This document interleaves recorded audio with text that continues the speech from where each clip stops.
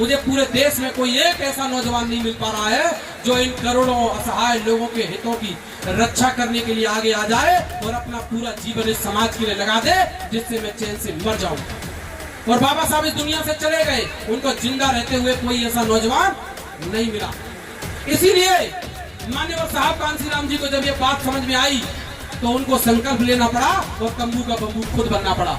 और साहब के जाने के बाद आज पूरे देश में फिर कोई ऐसा नौजवान दिखाई नहीं दे रहा है, कोई ऐसा नौजवान दिखाई नहीं दे रहा है जो कहे कि मैं समाज की और परिवार की जिम्मेदारियों को छोड़कर, पैसे की जिम्मेदारियों को छोड़कर अपनी पूरी जिंदगी इस कौम के लिए लगाने के लिए तैयार हूँ। इसलिए 15 सितंबर 2021 को हमको संकल्प लेना पड़ा।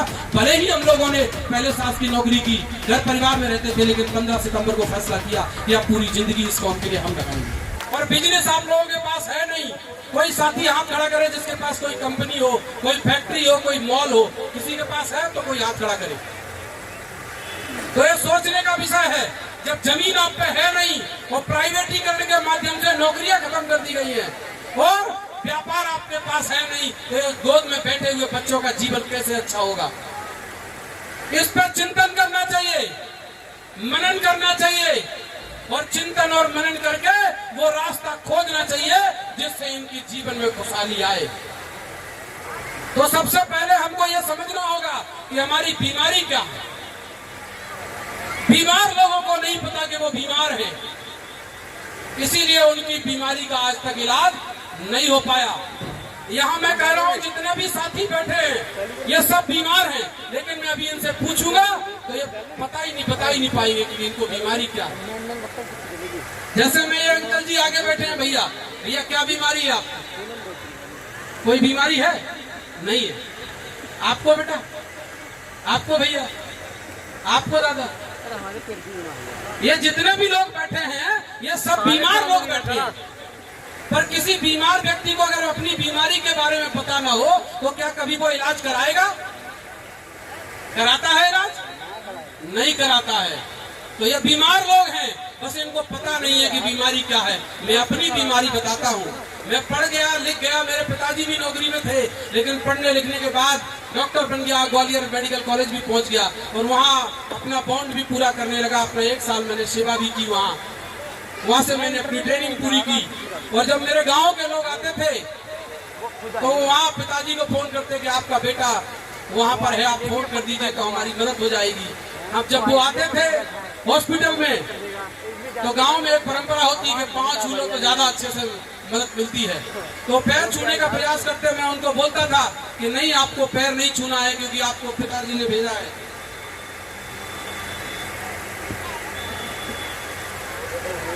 तो वो कहते थे कोई बात नहीं।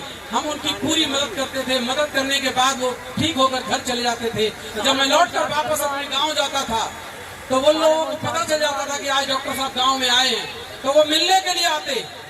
और मिलने के लिए आते तो मैं गांव में जब वो बाहर बैठे होते थे बैठक में, तो मैं उनके लिए अंदर से कांच में पानी भरकर चमचमाते हुए गिलास में लेकर आता और उनको बोलता सर पानी पी लीजिए। तो पानी उनके गले में नहीं उतरता और वो कहते भले ही डॉक्टर बन गए हो लेकिन लड़के तो चमार के। ये जाति की बीमारी से मैं ग्रसित हूँ। अब मुझे नहीं पता कि यह बीमारी आपको है या नहीं, लेकिन आपने कभी इस बीमारी को बीमारी माना ही नहीं। मैंने इस बीमारी को बीमारी माना और मानने के बाद जब मेरे को यह बात समझ में आई तो 15 सितंबर 2021 को, जिस दिन कांसीराम साहब को 15 सितंबर 2003 को हैदराबाद में ब्रेन हेमरेज हुआ था, उनकी आवाज चली गई थी और आवाज जाने के बाद बहुजन आंदोलन कस से नस हो गया, आज मिट्टी में मिल गया। उसी कारवां को आगे बढ़ाने के लिए अपने जीवन साथी के साथ फैसला किया कि पूरे देश में कांसीराम साहब के अधूरे कारवां को पूरा करने के लिए पूरी जिंदगी लगाएंगे, कोई दूसरा काम नहीं करेंगे। और उस दिन से यह फैसला किया कि काम होता कैसे है। कांसीराम साहब कहते थे कि मैंने एक फैक्ट्री बनाई है, मैं एक चक्की चलाता हूँ, उसमें मैं लीडर पैदा करता हूँ। और लीडर पैदा कैसे होते थे? लीडर पैदा होते थे कैडर से, प्रशिक्षण से। और पूरे देश में 2003 के बाद एक भी आवासीय कैडर कैंप नहीं हुआ, न चाहे 3 दिवसीय हो, चाहे 5 दिवसीय हो, चाहे 7 दिवसीय हो। पुराने साथी हैं वो जानते हैं इस बात को। 3 दिन का, 5 दिन का, 7 दिन का आवासीय कैडर कैंप होता था, जिससे लीडर तैयार होते थे और वो लीडर तैयार होकर समाज परिवर्तन का काम करते थे। लेकिन ये फैक्ट्री ही बंद हो गई 2003 से। जो प्रोडक्ट थे वो पुराने हो गए, वो कुछ मर के चले गए, और कुछ ऐसे हो गए जो कभी इधर कभी उधर, कभी नागनाथ के साथ कभी सांपनाथ के साथ मिल गए, और पूरा आंदोलन तहस नहस हो गया। तो ये आंदोलन चलता कैसे है, इसको हमें समझना होगा। इसके 5 कारण हैं। तो मैं चूंकि चिकित्सक हूं तो मैंने बीमारी के तरीके से इसको डायग्नोस किया है। पहला होता है बीमारी, दूसरा होता है बीमारी का कारण। कोई अगर बीमारी है तो उस बीमारी का कोई ना कोई कारण होता है।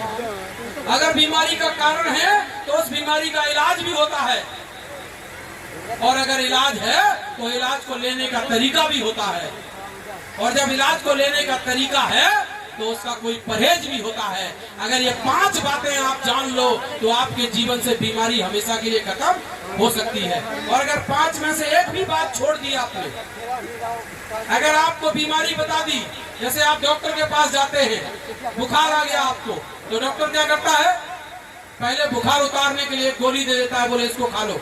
फिर क्या करता है, जांच करवाता है, यानी कि वो बीमारी का कारण जानता है, और कारण जानने के बाद फिर वो दवा लिख कर देता है।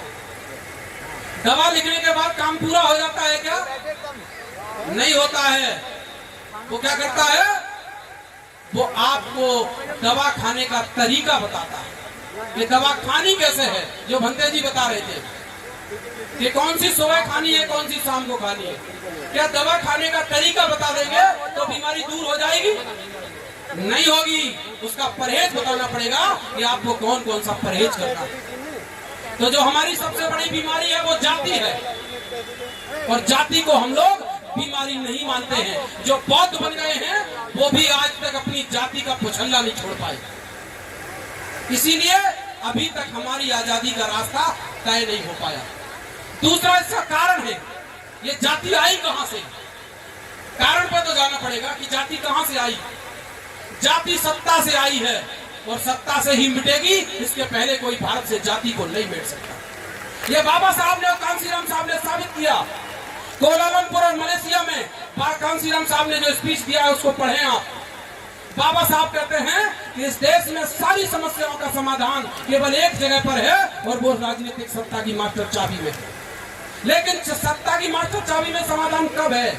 जब आपका नेतृत्वकर्ता के अंदर 4 गुण हो। नेतृत्वकर्ता के अंदर कुछ क्वालिटीज बताई उन्होंने कि नेतृत्वकर्ता के अंदर 4 गुण होने चाहिए। कौन कौन से गुण बताए थे? उन गुणों पर चर्चा नहीं होती है, इसलिए आज समाज में हजारों नहीं लाखों संगठन बनते जा रहे हैं। उन गुणों पर जिस दिन मेरा समाज चर्चा करने लगेगा उस दिन समाज में संगठन बनना बंद हो जाएंगे और समाज संगठित होना शुरू हो जाएगा। वो गुण कौन कौन से हैं? बाबा साहब कहते हैं कि समाज का नेतृत्वकर्ता पहले नंबर पर त्यागवान होना चाहिए। कैसा होना चाहिए? त्यागवान होना चाहिए। दूसरा वो गुण बताते हैं कि समाज का नेतृत्वकर्ता नैतिकवान होना चाहिए। तीसरा वो गुण बताते हैं कि समाज का नेतृत्वकर्ता समाज के लिए समर्पित होना चाहिए। और चौथा वो गुण बताते हैं कि समाज का नेतृत्वकर्ता समाज हित की योजना बनाने वाला होना चाहिए।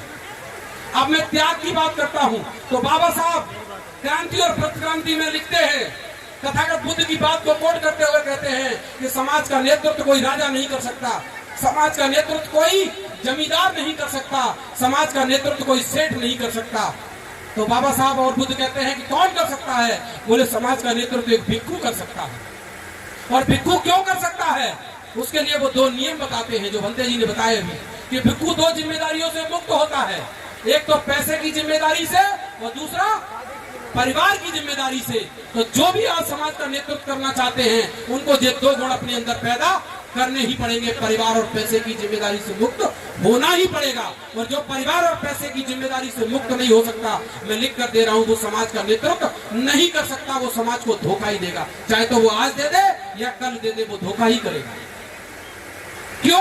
क्योंकि बुद्ध कहते हैं कि जो परिवार और पैसे की जिम्मेदारी से मुक्त होता है वो जिस दिन से संघ में शामिल होता है उस पर एक नियम और लागू होता है कि उसको सीलों का पालन करना होता है। तो आपका नेतृत्वकर्ता सीलवान होना चाहिए। तो आज आप देखिए, क्या कोई ऐसा नेतृत्वकर्ता है आज अपने समाज में जो इस सामाजिक जिम्मेदारी को निभाने के लिए पैसा और परिवार छोड़ने के लिए तैयार है? लाखों संगठन बन गए, क्यों? क्योंकि कांसीराम साहब जब कैडर देते थे उसमें ये 4 चीजें बताते थे। तो साहब के जाने के बाद कोई ऐसा व्यक्ति देश में नहीं निकला जो ये 2 जिम्मेदारियों से मुक्त हो सके और समाज को ये सही रास्ता दिखा सके। जब ये रास्ता सही लोगों ने दिखाना बंद कर दिया तो फिर क्या हुआ? 1, 2, 3, 4 लाख, 2 लाख, 15 लाख, तो देश में 29 लाख संगठन बन गए। क्योंकि संगठन बनाने वाले लोगों के अंदर कभी समाज ने देखा ही नहीं कि उनके अंदर क्या गुण होने चाहिए। दूसरी बात, तथागत कहते हैं और बाबा साहब कहते हैं कि दूसरे धर्मों में जो स्थान ईश्वर का है, अल्लाह का है, गॉड का है, मेरे धर्म में वो स्थान नैतिकता का है, सदाचार का है, सील का है। और आज हमारे समाज में जो भी समाज का नेतृत्व कर रहे हैं, अगर वो त्यागवान नहीं है और नैतिकवान नहीं है तो वो माफ करना, वो समाज का कभी भला नहीं कर सकते हैं। वो अपने परिवार का या अपने घर का भला कर सकते हैं, समाज का भला नहीं कर सकते। तीसरे नंबर की चीज है वो है समर्पण। जो नेतृत्व करता समाज के लिए काम करता है उसका जीवन समाज के लिए समर्पित होना चाहिए। ये बात बाबा साहब ने 18 मार्च 1956 को आगरा के रामलीला मैदान में कही। क्या कहा? कि मैं इस समाज के विशाल तंबू में बंबू के समान हूँ। मेरा स्वास्थ्य ठीक नहीं रहता, मैं पता नहीं इस दुनिया से कब चला जाऊंगा। मुझे पूरे देश में कोई एक ऐसा नौजवान नहीं मिल पा रहा है जो इन करोड़ों असहाय लोगों के हितों की रक्षा करने के लिए आगे आ जाए और अपना पूरा जीवन इस समाज के लिए लगा दे, जिससे मैं चैन से मर जाऊं। और बाबा साहब इस दुनिया से चले गए, उनको जिंदा रहते हुए कोई ऐसा नौजवान नहीं मिला। इसीलिए मान्यवर साहब कांसीराम जी को जब ये बात समझ में आई तो उनको संकल्प लेना पड़ा और तंबू का बंबू खुद बनना पड़ा। और साहब के जाने के बाद आज पूरे देश में फिर कोई ऐसा नौजवान दिखाई नहीं दे रहा है, कोई ऐसा नौजवान दिखाई नहीं दे रहा है जो कहे कि मैं समाज की और परिवार की जिम्मेदारियों को छोड़कर, पैसे की जिम्मेदारियों को छोड़कर अपनी पूरी जिंदगी इस कौम के लिए लगाने के लिए तैयार हूँ। इसलिए 15 सितंबर 2021 को हमको संकल्प लेना पड़ा। भले ही हम लोगों ने पहले सास की नौकरी की, घर परिवार में रहते थे, लेकिन 15 सितंबर को फैसला किया कि अब पूरी जिंदगी इस कौम के लिए हम लगाएंगे। और जब हम लोगों ने लगाने का फैसला किया तो आज हमारे साथ में 7 और नौजवान ऐसे हैं जिन्होंने अपना घर परिवार सब कुछ इस कौम के लिए छोड़ के इस बहुजन आंदोलन को आगे बढ़ाने का संकल्प लिया है। उसमें कुछ बेटियां भी हैं, हमारी बहनें इस मूवमेंट को आगे बढ़ाने के लिए निकल चुकी है। तो हमको इस बात समझनी पड़ेगी कि जब तक समाज में त्यागवान और नैतिकवान लोग पैदा नहीं होंगे तब तक समाज आगे बढ़ नहीं सकता। कांसीराम साहब कहते थे कि जिस कौम में कुर्बानी देने वाले लोग पैदा नहीं होते वो कौम गुलाम हो जाती है। आज हमारे कौम में कौन है कुर्बानी देने वाला? हम सब चाहते हैं कि हमारा बेटा डॉक्टर बने, हमारा बेटा मास्टर बने, हमारा बेटा इंजीनियर बने, लेकिन कोई चाहता है कि हमारा बेटा अंबेडकर बने या कांसीराम बने? कौन कहता है कि मैं अपना एक बेटा इस मूवमेंट के लिए देना चाहता हूँ? आप जिस दिन ये कहने लगोगे, जिनसे आपकी लड़ाई है वो लाखों नौजवान उनके अनमैरिड होकर संघ में काम करने के लिए घूम रहे हैं। आपके पास क्या है? उनके पास सारी व्यवस्थाएं हैं, लेकिन फिर भी वो अपनी कौम के लिए कुर्बानी दे रहे हैं और हमारे पास तो खोने के लिए कुछ नहीं है। मैं एक नौकर का बेटा था, वो तो मालिक के बेटे हैं, वो मालिक के बेटे होने के बाद भी कुर्बानी दे रहे हैं और हम केवल बाबा साहब के नाम पर केवल भाषण दे रहे हैं। जब तक हमारे समाज में कुर्बानी देने वाले लोग पैदा नहीं होंगे हमारा समाज आगे नहीं बढ़ सकता है। स्वार्थ में 1000 लोग लिपटे हों, 1000 लोग भी एक व्यक्ति का नेतृत्व नहीं कर सकते, लेकिन एक निस्वार्थ व्यक्ति निकल जाए, सीलवान व्यक्ति निकल जाए तो लाखों नहीं करोड़ों लोगों को बदल सकता है। ये कांसीराम साहब ने और बाबा साहब ने करके दिखाया इसी भारत की धरती पर। तो हम लोगों को यह तय करना पड़ेगा कि हमारी समस्याएं क्या हैं। तो हमारी बीमारी है जाति और इसका कारण है वो व्यवस्था, जिस व्यवस्था को पहले ब्राह्मणवादी व्यवस्था कहते थे, मनुवादी व्यवस्था कहते थे, फिर उसको हिंदूवादी व्यवस्था कहने लगे और आजकल उन्होंने पलटी मार ली, उसको वो सनातन कहने लगे। जबकि सनातन शब्द बुद्ध का है, एक धम्मो सनातनो, ये धम्म सनातन है, ये सत्य है, ये बुद्ध का मार्ग है, ये बुद्ध का शब्द है, लेकिन उन्होंने चुरा लिया। तो हमको इस बात को समझना पड़ेगा कि कारण है उसका धर्म और आप आज तक उसी धर्म की गुलामी में जकड़े हुए। धर्म की गुलामी का कारण है जाति और जाति आज तक हमने अपनी नहीं छोड़ पाई। इसलिए डॉक्टर पुष्पेंद्र ने सबसे पहले अपनी जाति खत्म की और अपना नाम लिखा डॉक्टर पुष्पेंद्र बहुजन, और उस दिन से अपने आप को बहुजन समाज का माना और अपनी जाति को हमेशा के लिए खत्म कर दिया और आने वाली पीढ़ियों के लिए भी खत्म कर दिया कि अब हमारी कोई संतति ही नहीं होगी जो चमार जाति में पैदा हो, बल्कि अब हम क्या करेंगे जो कांसीराम साहब ने बहुजन समाज बनाने का काम किया था। जातियों में बिखरे हुए लोगों को बहुजन महापुरुषों की विचारधारा के आधार पर तैयार किया और इस देश में बहुजनों की सत्ता स्थापित करने के लिए काम किया, वही काम करने के लिए हम लोगों ने फैसला लिया। तो कारण है क्या? जाति व्यवस्था, और उसका मुख्य कारण है धर्म। और वो धर्म सारे शास्त्र, जिन शास्त्रों पर आज भी हमारे समाज के लोग विश्वास करते हैं, कैसे भी करते हो, परंपराओं के नाम पर करते हो, लेकिन फिर भी आज भी हम व्यवस्था पर विश्वास करते हैं। तो ये हो गया कारण। इसका निवारण क्या है?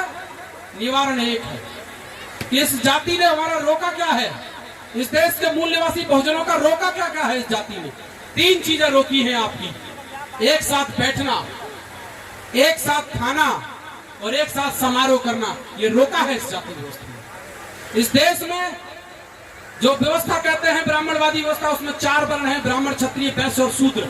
जो चौथा वर्ण है वो यहाँ बैठा हुआ है। ये चौथे वर्ण के लोगों के लिए नियम बनाया। पहले इनमें जातियां बनाई और जातियां बनाने के बाद ये नियम बनाया कि ना आप एक साथ बैठ सकते हो, ना एक साथ खाना खा सकते हो, ना एक दूसरे के यहाँ जा सकते हो। जिससे क्या हो गया, हम में 10,000 जातियां बन गई। 6,743 जातियां हैं मंडल कमीशन के अनुसार। अगर हम उन लोगों को भी जोड़ लें जो लोगों ने अपना धर्म बदल लिया, सिख बन गए, ईसाई बन गए, बौद्ध बन गए, तो हमारी जातियों की संख्या हो जाती है लगभग 10,000। और वो कितने लोग हैं जिनसे हमारा मुकाबला है? वो मात्र 15% लोग हैं। लेकिन वो तो 15 हैं और हम 85 हैं। ये बात गांव गांव का प्रत्येक व्यक्ति जानता है। लेकिन हम 85 लोग कितनी जगह बैठे हुए हैं? 10,000 जगह पर बैठे हुए हैं। एक जाति उसी जाति में बैठती है, उसी जाति में खाना खाती है और उसी जाति के समारोह में जाती है। दूसरी जाति के व्यक्ति के साथ वो कोई रिश्ता, कोई संबंध नहीं बनाते हैं। ये इस जाति व्यवस्था ने रोका है, तो हमको इसको तोड़ना होगा। एक साथ बैठना, एक साथ खाना, एक साथ समारोह करना शुरू करना पड़ेगा। और जैसे ही हम ये कहेंगे तो वो एंटीना वाला कहेगा कि तुम्हारा धर्म भ्रष्ट हो गया। कुशवाहा से कहता है जाटव के यहाँ मत जाना, गुर्जर से कहता है कि कुशवाहा के यहाँ मत जाना, जाटव से कहता है कि वाल्मीकि के यहाँ मत जाना। और ये काम हम लोग करते हैं, हम नहीं जाते हैं। इसीलिए हम जातियों के बंधनों में बंध गए। और फिर उसने एक नया षड्यंत्र किया कि बोले जातियों की जमात तो कांसीराम ने बनवा दी थी, अब इसको और तोड़ना पड़ेगा। तो पहले तो केवल हम 10,000 जातियों में टूटे थे, अब 29 लाख संगठनों में तोड़ दिया।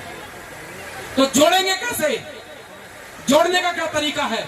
जोड़ने का तरीका है कि जो भी संगठन बनाने की चाहत रखता है, जो संगठन चलाने की चाहत रखता है, जो समाज को आगे बढ़ाने की बात करता है, उससे कहिए कि बाबा साहब भीमराव अम्बेडकर और बुद्ध ने कहा है कि समाज का नेतृत्व वही कर सकता है जो त्यागवान और नैतिकवान है। अगर तुमको समाज का दर्द है तो छोड़ो घर परिवार और पैसा, आओ मैदान में। मैं उसी दिन से कह रहा हूँ, उसी दिन से समाज में संगठन बनना बंद हो जाएंगे। क्योंकि जो भी संगठन बनाता है वो अपने परिवार और पैसे के लिए ही बनाता है। और जिसमें दर्द होगा वो परिवार और पैसा छोड़ेगा। जिस तरीके से हमारे बहुजन समाज के सभी महापुरुषों ने परिवार और पैसा छोड़ा तो मानवता के लिए काम किया। उदाहरण के लिए बताता हूं, जैसे मान के चलिए हमारे अंदर नैतिकता है तो परिवार के लिए ज्यादा होगी कि समाज के लिए ज्यादा होगी? परिवार के लिए ज्यादा होगी, सीधी सी बात है। हमारा समर्पण परिवार के लिए ज्यादा होगा कि समाज के लिए ज्यादा होगा? परिवार के लिए ज्यादा होगा। लेकिन अगर कोई व्यक्ति त्यागवान है, समाज के लिए नैतिकवान है, समाज के लिए समर्पित है, तो वो अपने जीवन में जो भी योजना बनाएगा वो किसके हित की बनाएगा? वो समाज के हित की बनाएगा। इसीलिए हमारे सभी महापुरुषों ने समाज के हित की योजना बनाई, क्योंकि उनने अंदर ये चारों गुण अपने अंदर पैदा किए। तो समाज में अगर आप चाहते हो कि समाज फिर से संगठित हो, तो जो भी संगठन चलाने वाले लोग हैं उनसे ये प्रश्न करना शुरू करो कि कांसीराम साहब ने 4 गुण बताए हैं नेतृत्वकर्ता के अंदर। बताइए, आपके अंदर त्याग नहीं है तो हम आपका नेतृत्व क्यों स्वीकार करें? आपके संगठन में क्यों जाएं? आपका साथ हम क्यों दें? बाबा साहब ने जब सर्वस्व लगाने की बात कही है तो फिर हम आपके संगठन में क्यों जाएं? आपका साथ क्यों दें? जिस दिन आप ये कहने लगोगे उसी दिन समाज में संगठन बनना बंद हो जाएंगे। और यही कारण था कि कांसीराम साहब ने जब ये 4 गुण बताना समाज को शुरू किया तो 2000 संगठनों ने बाम से में विलय कर लिया था। क्यों? क्योंकि लोगों ने दूसरों की मीटिंगों में जाना बंद कर दिया। वो कहते थे लोग कि अगर तुमको समाज का दर्द है तो कांसीराम की तरह घर परिवार छोड़कर आओ तो हम तुम्हारा साथ देंगे, नहीं तो तुम्हारा साथ नहीं देंगे। तो संगठनों को मजबूर होना पड़ा और एक छत के नीचे आना पड़ा, जहां कांसीराम जी ने समाज को बहुजन समाज बनाकर हुक्मरान बनाने का सपना दिखाया। तो हमको ये करना पड़ेगा। समाज के अंदर जो नेतृत्व करता है उसके गुणों पर बात होनी चाहिए। कोई गुणों पर बात नहीं करता है। क्यों नहीं करता? क्योंकि जो मंच पर बोल रहा होता है उसमें खुद वो गुण नहीं होते हैं। जैसे कबीर साहब कहते हैं कि करनी बिन कथनी कथे, अज्ञानी दिन रात वो कुकर सम भौंकत फिरे, सुनी सुनाई बात। ये जितने भी बाबा साहब के गुणगान होते हैं ये उनके समान है, मैं नहीं कर रहा हूं। कबीर साहब ने कहा, वो तथागत बुद्ध की धम्म पद में जो गाथा है उसमें उन्होंने उदाहरण दिया है गाय चराने वाले का। एक व्यक्ति होता है जिसके पास 500 गाय होती है, लेकिन उसकी खुद की एक भी गाय नहीं होती है और वो 500 गाय पर घमंड करता है, क्योंकि वो ग्वाला होता है, केवल चराने वाला होता है। कबीर साहब ने यही कहा कि करनी बिन कथनी कथे, जो लोग मन से कहते हैं वो करते नहीं है, इसलिए समाज में बदलाव नहीं आता है। जिस दिन जो मंच पर कहता है वही व्यक्ति करने लगेगा, उस दिन समाज में बदलाव आने लगेगा। और समाज क्यों नहीं बोलता है? क्योंकि समाज भी जो कहता है वो समाज भी नहीं करता है। इसीलिए अगर हमको समाज में बदलाव लाना है तो जो कह रहे हैं वो करना भी पड़ेगा। कांसीराम साहब ने संकल्प लिया तो बताइए जीवन भर पालन किया कि नहीं किया? उन्होंने कहा घर नहीं जाऊंगा, घर से रिश्ता नहीं निभाऊंगा, संपत्ति नहीं जोड़ूंगा और अपने परिवार के किसी व्यक्ति को अपने आंदोलन में शामिल नहीं करूंगा। तो बताओ उन्होंने पालन किया कि नहीं किया? बाबा साहब ने संकल्प लिया तो पालन किया कि नहीं किया? ज्योतिबा फुले ने संकल्प लिया तो पालन किया कि नहीं किया? लेकिन आज आपके समाज में कौन सा ऐसा नेता है जो संकल्प लेने के लिए तैयार है, जो अपना जीवन समाज के लिए लगाने के लिए तैयार है? यहाँ तो आंदोलन ही परिवार के लिए चल रहे हैं, संगठन ही परिवार के लिए चल रहे हैं, और काय के लिए? अहंकार के लिए चल रहे हैं, जो स्वयं को नहीं मिटा सकता। बुद्ध कहते हैं कि सबसे पहले हमको अहम को मिटाना होता है। जब तक हम अहम को नहीं मिटाएंगे, अपने आप को नहीं मिटाएंगे, तब तक हम दूसरों को नहीं जोड़ पाएंगे। यहाँ तो लड़ाई इस बात पे होती है कि वो 3 साल से अध्यक्ष हैं, अध्यक्ष बदलो, अब मेरे को अध्यक्ष बनना है, और नहीं बनना है तो नया संगठन खड़ा हो जाता है। जबकि अब क्या नियम होना चाहिए? नियम ये होना चाहिए कि त्याग का पैमाना बड़ा होना चाहिए, सील का पैमाना बड़ा होना चाहिए, नैतिकता का पैमाना बड़ा होना चाहिए, समर्पण का पैमाना बड़ा होना चाहिए कि जो जितना त्यागवान, नैतिकवान और सीलवान होगा वही समाज का नेतृत्व करेगा। तो बताओ फिर समाज धोखा खाएगा क्या? नहीं खाएगा। इसीलिए हमको इन बातों पर ध्यान देना होगा। और कुछ सावधानियां हैं जो मैं आप लोगों को बताऊंगा। इसका तरीका क्या है? तरीका वही है कि हम लोगों को एक साथ बैठना, एक साथ खाना, एक साथ समारोह करना शुरू करने पड़ेंगे। एक जाति के नहीं, पूरे बहुजन समाज के। और ये काम हमने मध्य प्रदेश में शुरू किया है, और आपको विश्वास दिलाकर जा रहा हूं कि कांसीराम साहब ने अपनी कर्म भूमि उत्तर प्रदेश को बनाया और यहां से पूरे देश में आंदोलन चलाया। अब आप देखेंगे कि मध्य प्रदेश की धरती से आंदोलन शुरू हुआ वो पूरे देश में फैलेगा। इसका हम आपको भरोसा दिलाकर जा रहे हैं, क्योंकि वहां हमने नेता तैयार नहीं किए हैं, त्यागवान, नैतिकवान लोग तैयार कर रहे हैं। और जहां समाज में त्यागवान और नैतिकवान लोग तैयार होते हैं वहां से आंदोलन चलता है। पहले उत्तर प्रदेश में ऐसा हुआ, इसलिए पूरे देश का नेतृत्व उत्तर प्रदेश ने किया। लेकिन आज स्वार्थ में, लालच में हमारा आंदोलन दिशाहीन हो गया। क्यों? क्योंकि कांसीराम साहब बताते थे कि हमारे आंदोलन के 4 शत्रु हैं। बड़ा गौर से सुनना इन बातों को। हो सकता है कि आपने में से कई साथी ऐसे हो जिन्होंने 5 दिन का या 7 दिन का आवासीय कैडर कैंप साहब का लिया होगा, केवल उनने ही सुनी होगी, बाकी किसी ने नहीं सुनी होगी। क्योंकि ये बातें 20 साल से बताना बंद की गई है। 20 साल से कैडर कैंप बंद है। कौन कौन से 4 शत्रु बताए उन्होंने पहला शत्रु बताया कि इस हमारे आंदोलन का पहला शत्रु है ब्राह्मणवाद। और इसीलिए उन्होंने नारा दिया था, आप लोगों को याद हो, कि मिले मुलायम कांसीराम, और आगे क्या था? थोड़ा जोर से बोलेंगे, मिले मुलायम। यह नारा दिया था उन्होंने कि ब्राह्मणवाद को कुचलना है मुझे और मानवतावाद स्थापित करना है। दूसरा नारा दिया था उन्होंने, वो काय के लिए था? वो था सामंतवाद के लिए। कांसीराम साहब कहते थे कि सामंतवाद खत्म करना मेरे जीवन का मकसद है। तो उन्होंने नारा दिया कि चढ़ गुंडों की छाती पे और मोहर लगेगी। काय पे चढ़ना है? गुंडों की छाती पर चढ़कर मोहर लगाना है। लेकिन आजकल तो गुंडे ही हाथी पे चढ़ने लगे, इसलिए आंदोलन का सत्यानाश हुआ है, ब्राह्मणवाद का प्रवेश हुआ। और तीसरा वो नारा दिए थे कि हमारा आंदोलन है पूंजीवाद के खिलाफ। पूंजीवाद यानी कि धनवानों के धन से इस देश में खेल खेला जाता है। इस देश में लोकतंत्र नहीं है। इस देश में धनवानों के धन से निर्धनों के वोटों की खरीदी की जाती है, निर्धनों को खरीदा जाता है। इसलिए कांसीराम साहब ने नारा दिया कि नोटों वाले हारेंगे और कौन जीतेगा? वोटों वाले जीतेंगे। लेकिन अब नारा बदल दिया गया। कांसीराम साहब कहते थे जिसकी जितनी संख्या भारी उसकी उतनी हिस्सेदारी। अब नारा बदल गया, जिसकी जितनी थैली भारी उसकी उतनी हिस्सेदारी। और चौथा कांसीराम जी नारा लगाते थे, जो उन्होंने शत्रु बताया इस आंदोलन का, वो बताया परिवारवाद। कांसीराम साहब कहते थे कि प्रधानमंत्री का बेटा प्रधानमंत्री, मुख्यमंत्री का बेटा मुख्यमंत्री, विधायक का बेटा विधायक और सांसद के बेटे सांसद बनते रहेंगे तो निर्धन मजदूर बंधुआ ये कब विधायक बनेंगे, ये कब सांसद बनेंगे, ये कब मालिक बनेंगे। तो उन्होंने कहा कि राजनीति से परिवारवाद को खत्म करने के लिए ही कांसीराम का जन्म हुआ है। और उन्होंने निर्धनों के लोगों को, ऐसे लोगों को विधानसभा और लोकसभा भेजा जिन लोगों ने कभी भी विधानसभा के मुंह नहीं देखे थे। तो कांसीराम साहब कहते थे ये निर्धनों का आंदोलन है और निर्धनों के धन से धनवानों को परास्त करना ये हमारा आंदोलन है। क्या है आंदोलन? निर्धनों के धन के बल पर एक एक रुपए के सहयोग से, 10-10 रुपए के सहयोग से धनवान लोगों को, धनवान लोगों को, पूंजीवादी लोगों को परास्त करने का आंदोलन था, ना कि उनके धन से आंदोलन चलाने का। ये आंदोलन नहीं था हमारा।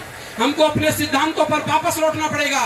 अगर हम वापस लौट जाएं अपने सिद्धांतों पर, ब्राह्मणवाद, सामंतवाद, पूंजीवाद और परिवारवाद के विरोध में अगर आंदोलन खड़ा कर दें तो मनुवाद 4 साल के अंदर आपके उत्तर प्रदेश में निस्तो नाबूद हो जाएगा और बहुजन इस देश में फिर से हुक्मरान बन जाएंगे। अगर हमने इन 4 बातों पर ध्यान नहीं दिया तो हम आपको विश्वास दिलाते हैं कि अभी तो थोड़ा बहुत इज्जत भी बचा ली, अगली बार आपकी इज्जत भी नहीं बचेगी। तो समाज खड़ा होना पड़ेगा। जब नेता बेईमान हो जाएं तो समाज को खड़ा होना चाहिए, लेकिन समाज अपने आप खड़ा नहीं होता है। समाज को खड़ा करने वाले लोग चाहिए। और कौन से लोग चाहिए? वो लोग चाहिए जो अपना जीवन समाज के लिए लगाएं, अपने कौम के लिए लगाएं। तो हम लोगों को अपनी इस विरासत को बचाने के लिए कांसीराम साहब के सिद्धांतों पर लौटना पड़ेगा। और कांसीराम साहब कहते थे कि वोट हमारा राज तुम्हारा नहीं चलेगा। तो जिनसे झगड़ा है उनसे समझौते नहीं होते हैं और जिनसे समझौते होते हैं उनसे झगड़े नहीं होते हैं। आगे इस काम को करने के लिए हमको क्या करना पड़ेगा? कांसीराम साहब ने ट्रिपल T का फॉर्मूला दिया था। समय, बुद्धि और टाइम, टैलेंट और ट्रेजरी। समय देते हैं आप लोग, बुद्धि देते हैं आप लोग, धन देते हैं आप लोग, लेकिन फिर भी आपकी बात नहीं बनती है। क्यों नहीं बनती है? उस कमी को हमने पूरा किया। हमारा आंदोलन यह होता है कि हमारे पुरखों ने पहले हम लोग कंडा जलाते थे उजाला करने के लिए, फिर लालटेन आ गई, फिर उससे आगे बढ़े तो बल्ब आ गए, LED आ गई। इसका यह मतलब नहीं होता है कि बाबा साहब ने एक कदम आगे बढ़ा दिया तो हम वहीं रुके रहेंगे, हमको और आगे बढ़ना चाहिए। कांसीराम साहब, बाबा साहब जातियों के बिखरे हुए लोगों को SC ST OBC बनाए और कांसीराम साहब SC ST OBC माइनॉरिटी के लोगों को मिलाकर बहुजन समाज बनाए। वो और आगे आए तो हमको और आगे बढ़ना पड़ेगा। तो उन्होंने कहा कि टाइम, टैलेंट, ट्रेजरी से मुकाबला किया जा सकता है। किसका? मनी, मीडिया और माफिया का। और मुकाबला करके दिखाया। लेकिन आप समय, बुद्धि, धन तीनों देते हैं, फिर भी बात नहीं बन रही है। क्यों? क्योंकि चौथी T हमने जोड़ी उसमें, वो है ट्रांसपेरेंसी। पारदर्शिता खत्म हो गई है मूवमेंट में। जिस दिन पारदर्शिता आप लेकर आ जाओगे उस दिन ये मूवमेंट आगे बढ़ने लगेगा। तो चौथी T हमने जोड़ी ट्रांसपेरेंसी और 5वीं जोड़ी टेक्नोलॉजी। टेक्नोलॉजी यानी कि तकनीकी का युग है। इस युग में अगर आपने टेक्नोलॉजी का इस्तेमाल नहीं किया तो आप आगे नहीं बढ़ सकते हैं। और अंतिम फॉर्मूला बताकर अपनी बात खत्म करूंगा। ये बात, अगर आप टेक्नोलॉजी का इस्तेमाल करते हैं और ट्रांसपेरेंसी का इस्तेमाल करते हैं, एक एक मीटिंग का हिसाब होना चाहिए, एक एक पैसे का हिसाब होना चाहिए और एक एक कैडर देने वाले व्यक्ति का हिसाब होना चाहिए। इसका हम मध्य प्रदेश में काम कर रहे हैं। आप लोग चाहें तो यूपी में शुरू कर सकते हैं इस काम को। कोई जरूरत नहीं है संगठन बनाने की, समिति बनाने की, पार्टी बनाने की। कांसीराम जी के सिद्धांत आपका नेतृत्व करेंगे। बुद्ध से पूछा गया था कि बुद्ध आपके बाद धम्म का उत्तराधिकारी कौन होगा, संघ का उत्तराधिकारी कौन होगा? तो बुद्ध क्या कहते हैं? उत्तराधिकारी कौन होगा? धम्म होगा। और धम्म क्या है? धम्म है नियम, कानून। पर यहाँ तो नियमों की बात ही नहीं होती है, यहाँ तो व्यक्ति की बात होती है। व्यक्ति लुट सकता है, बिक सकता है, मर सकता है, लेकिन सिद्धांत और नियम कभी नहीं मरते। जिस तरीके से पंचशील आज भी अमर है, कल भी अमर रहेंगे।